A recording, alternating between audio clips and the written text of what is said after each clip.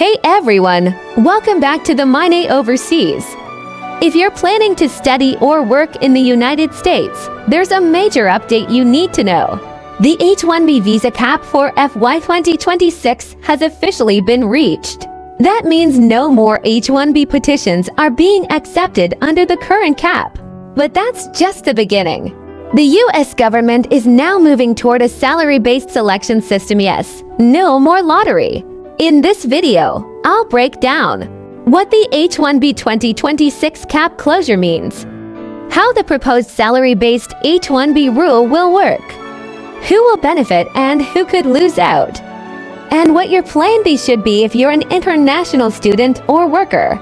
Let's dive into it. Section 1 H1B Visa 2026 cap reached. So here's the big headline from USCIS. On July 18, 2025, they announced that they've received enough petitions to meet the H1B cap for the 2026 fiscal year. That's 65,000 spots under the regular cap, and another 20,000 for those with a U.S. master's degree all filled. If your petition wasn't selected or your employer didn't file on time, unfortunately, you're out for this year. The next opportunity, March 2026, when the FY 2027 lottery opens. Section 2 Key Numbers and Trends. Let's look at the numbers. For FY 2026, USCIS received approximately 344,000 valid registrations.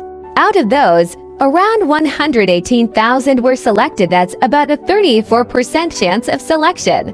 This is actually 27% lower than the number of registrations for FY 2025, which shows that the new system focused on unique beneficiaries is already reducing fraud and multiple entries.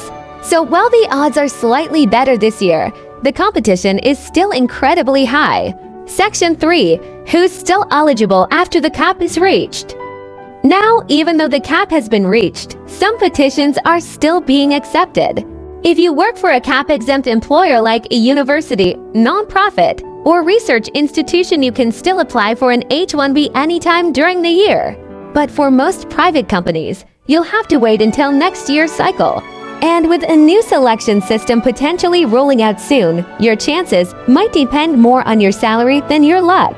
Section 4 Salary-based selection. What could replace the lottery? So what's this new system all about? Under a proposal originally introduced during the Trump administration and still under consideration, H1B visas would no longer be selected through a random lottery. Instead, candidates would be ranked and selected based on their wage level, meaning higher paid jobs would get priority. Here's a quick breakdown of what those wage levels might look like. Level 1 entry level, around $83,000 USD. Level 2 qualified, around $108,000. Level 3 experienced, around $127,000. Level 4 fully competent, above $150,000. So if your offer letter is under $130,000, you may not even get considered under the new system. Section 5 Pros and Cons of the Salary-based H1B rule. Let's weigh the pros and cons of this proposed change. Pros. It makes the process more predictable, prioritizes top-skilled, well-compensated talent, encourages employers to offer competitive salaries. But here are the cons. Fresh graduates and entry-level workers might get left behind. Startups and small businesses may struggle to afford H1B workers. It widens the gap between high-paying and mid-level tech roles. International students may stop choosing the U.S. as a study destination. If you're fresh out of a master's program, it's unlikely your first offer will be above 130K, so that's a real concern. Section 6. Will this rule be approved? Now, you might be wondering, is this just a proposal? Or is it really happening? Here's the process. The rule must first go through the Office of Management and Budget. Then it has to be published for public comments. And finally, it could face legal challenges from tech companies like Microsoft and Google. If everything moves smoothly, we could see this new salary-based selection model implemented by March 2026, just in time for FY 2027. Section 7. What should you do now? So what can you do right now if you're planning to work in the US? Here's the strategy. Start building a backup plan, and one of the best options is the O1 visa, also known as the Extraordinary Ability Visa. Unlike the H1B, there's no lottery, no salary requirement, no annual cap. It's based on your achievements like publications, awards, open source work, or contributions in your field. And guess what? You might already qualify and not even know it. If you're still a student, now is the time to build your profile.